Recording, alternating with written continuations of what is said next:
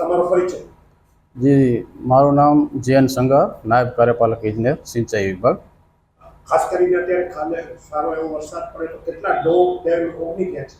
અત્યાર સુધી છે ને, આજ સુધી કચ્છ જિલ્લાની 20 મધ્યમ સિંચાઈ યોજનાઓમાંથી 5 સિંચાઈ યોજનાઓ છે ઓવરફ્લો થઈ ગઈ છે. જેમાં એક કંકાવટી, પછી બેરાચિયા, ડોણ, અબડાસાનો મીઠી અને મુંદ્રાનું કાલાઘોઘા. પાણી આવતા એ વિસ્તારને શું ફાયદો થશે? સિંચાઈ માટે સારો એવો લાભ મળશે. શિયાળુ પાક માટે ચોમાસામાં જરૂર પડશે તો એમાં પણ એ સિંચાઈનો લાભ લઈ શકશે. બીજો આપણે ડેમ ઓગળવાની તૈયારીમાં હોય એવો એકાદ ડેમ 65%માં આવ્યો છે. જી, આપણે એમ ઓગળવાની તૈયારીમાં 65%માં આપણું જે છે એ નખત્રાણાનું મથલ ડેમ છે.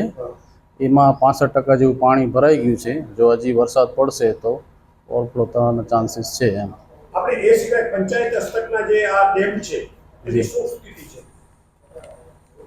પંચાયતની ટોટલ 170 નાની સિંચાઈ યોજનાઓ છે. એમાંથી 27 નાની સિંચાઈ યોજનાઓ જે છે એ ઓવરફ્લો થઈ ગઈ છે.